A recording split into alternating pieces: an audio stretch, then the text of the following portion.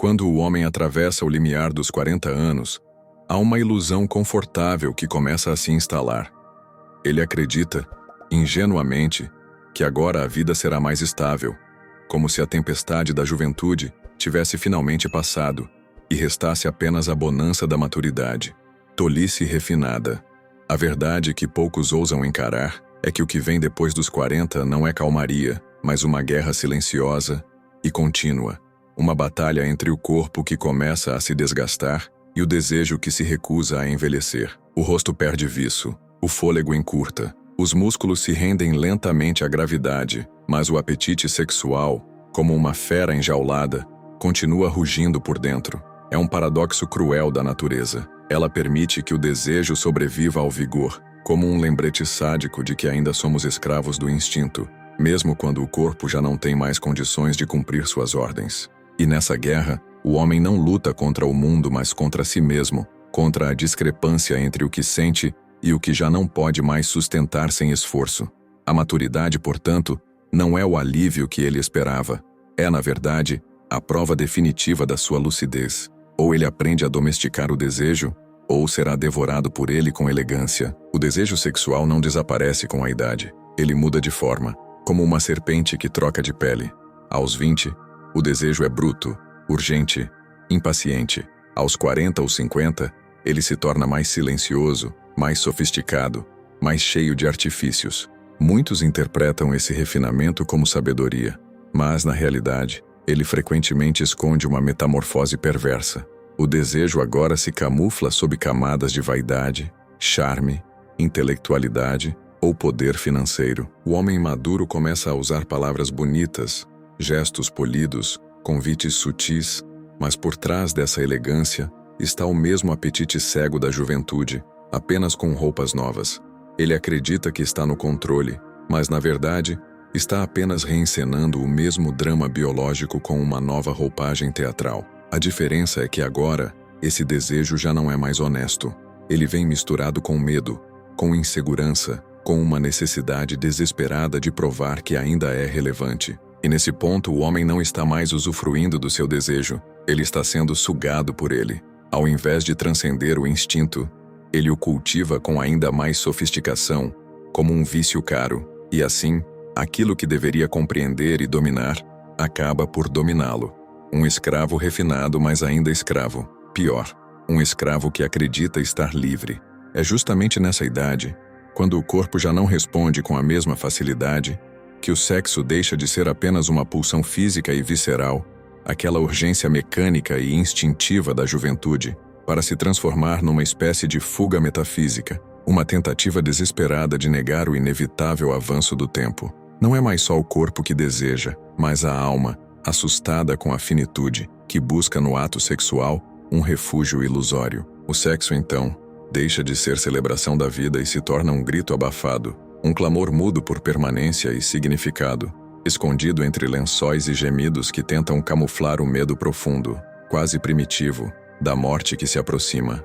É um silêncio ensurdecedor, um teatro íntimo onde o homem, mesmo em seus momentos mais vulneráveis, tenta convencer a si mesmo de que ainda está vivo, forte e desejável, enquanto sabe, no fundo, que está lutando contra o fim. Essa luta não é contra outra pessoa, nem contra a falta de parceira.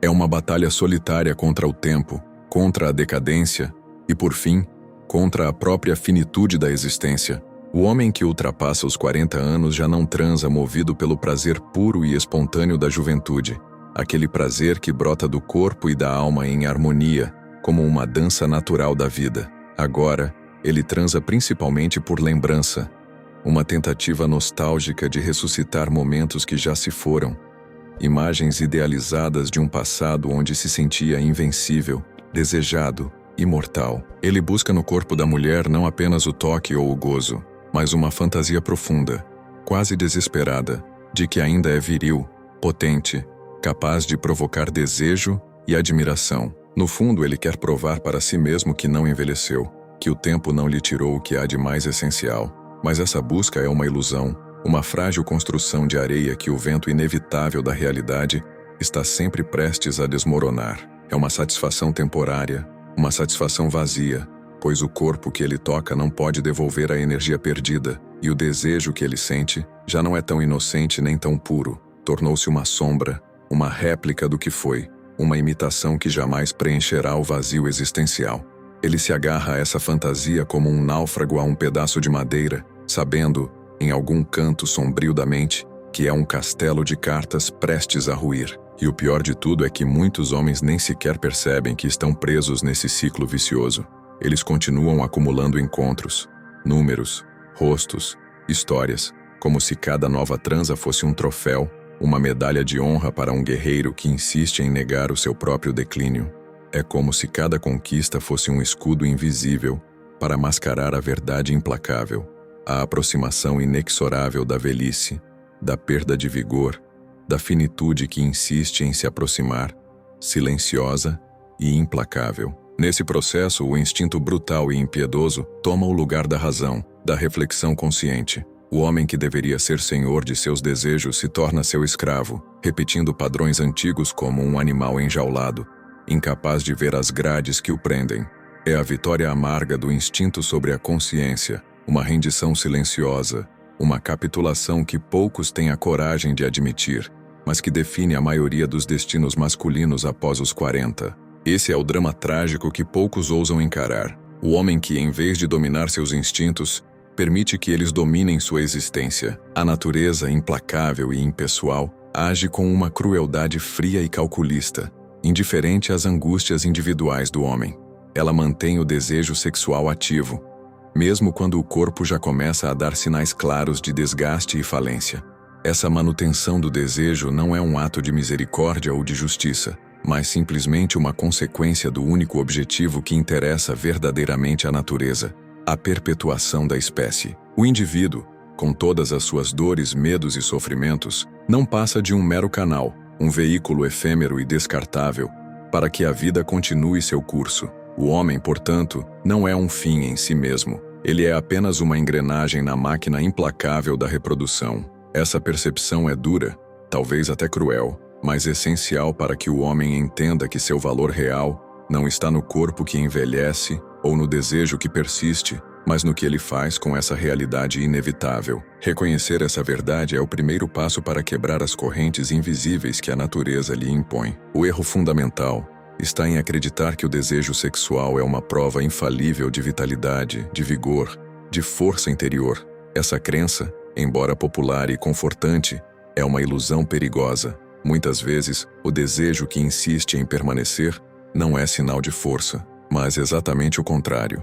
Uma âncora pesada que mantém o homem preso a um ciclo vicioso e inconsciente. Esse ciclo impede a verdadeira evolução, bloqueia o amadurecimento emocional e espiritual, e o impede de acessar um outro tipo de potência, uma potência que não depende apenas da carne ou do impulso biológico, mas da sabedoria, do domínio de si mesmo, da capacidade de transcender os instintos primitivos. A verdadeira força do homem maduro não está em satisfazer compulsivamente seus desejos, mas em reconhecê-los, compreendê-los e usá-los como energia para construir uma existência mais plena, consciente e livre. A cada orgasmo sem sentido, você não está apenas gastando energia física, está esvaziando algo muito mais profundo e sutil, a própria alma, o prazer rápido, aquele gozo que nasce da compulsão e da busca desesperada por novidade, não traz paz, não restaura. Ao contrário, deixa uma espécie de ressaca emocional que corrói silenciosamente. Essa ressaca é uma sombra escura que acompanha o corpo e a mente, trazendo consigo sentimentos de vazio,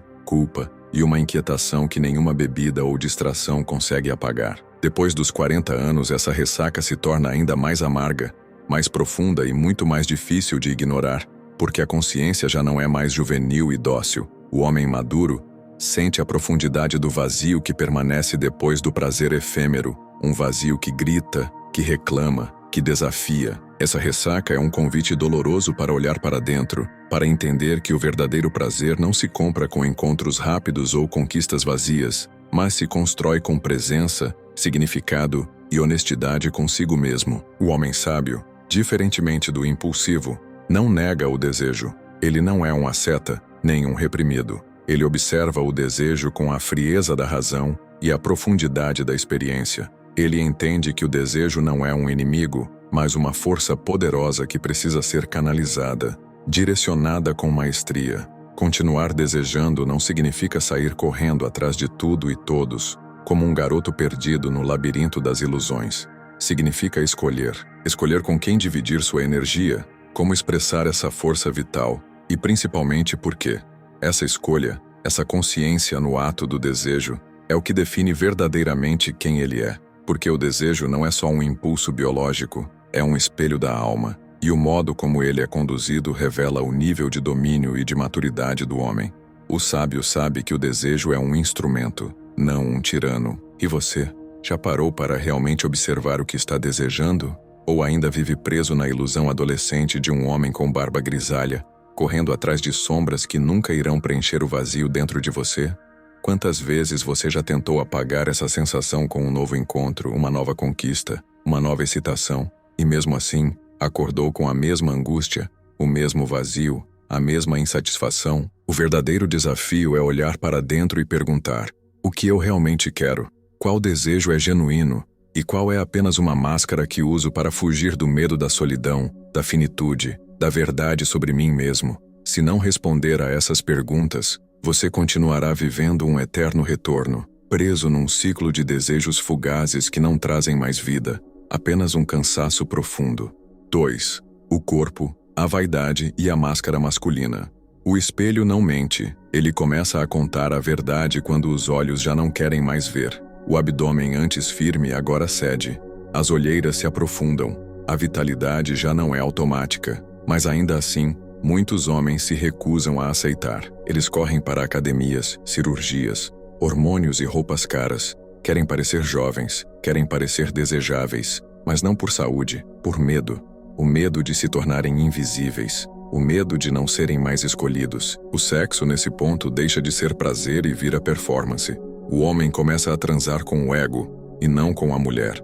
Ele quer provar algo, não sentir algo. Ele quer se exibir, não se entregar. O leito vira palco, não templo. Essa vaidade é uma armadilha perigosa. Ela parece motivadora, mas na verdade te aprisiona em um ideal impossível. Quanto mais você tenta manter o corpo dos 30, mais nega o poder que poderia existir no homem dos 40, dos 50, dos 60. A indústria sabe disso. Ela lucra com teu medo. Te vende pílulas, suplementos, teorias de alfa, promessas de potência eterna. E você, como um rato faminto, corre atrás de qualquer migalha que te prometa juventude. Mas juventude não se recupera, nem deve.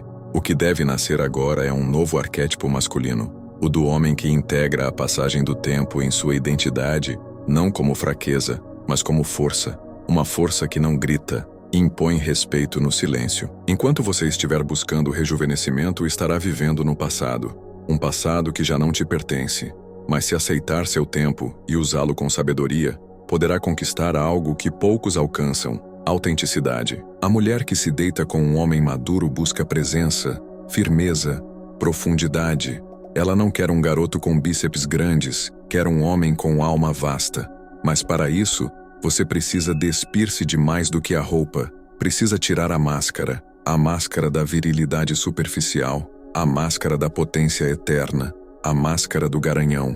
Porque se você ainda se vê como um corpo apenas, então é só isso que terá para oferecer: carne, e carne envelhece. 3. Sexo como caminho filosófico. O sexo, no fundo, é uma linguagem, e como toda linguagem, ele pode ser usado para manipular, seduzir, enganar ou para revelar. Depende da intenção. Depois dos 40, o sexo deve deixar de ser impulso e tornar-se rito. Mas poucos sabem fazer essa transição. Muitos ainda veem o sexo como uma medalha, uma conquista, uma prova de que ainda estão no jogo. Mal sabem que o jogo mudou e que insistir nas mesmas regras é perder por WO. A verdadeira potência sexual de um homem maduro não está na frequência, mas na qualidade. Não está na quantidade de parceiras, mas na profundidade de conexão com cada uma. Um homem que desperta, transa com presença, não com pressa. O ato sexual deixa de ser só físico. Ele se torna energético, emocional, simbólico. Você penetra um corpo, mas também penetra histórias, memórias, traumas, desejos. E se não estiver consciente, Você absorve tudo isso sem perceber. É por isso que sexo inconsciente drena, exaure, desconecta. O orgasmo vira queda, e não ascensão. Você goza, e depois se sente menor, vazio, desgastado, como se tivesse perdido algo em vez de ganhar. A consciência sexual começa quando você entende que o sexo pode ser um portal ou uma prisão. Depende da intenção que você leva para a cama. Depende da energia que você deposita naquele encontro. Transar para o homem filosófico é encontrar-se com a mulher como quem encontra um espelho, não para se admirar, mas para se enxergar. E isso exige coragem. Coragem de ver a si mesmo sem filtros, sem performance, sem mentiras. O orgasmo, então, deixa de ser o fim e se torna uma ponte.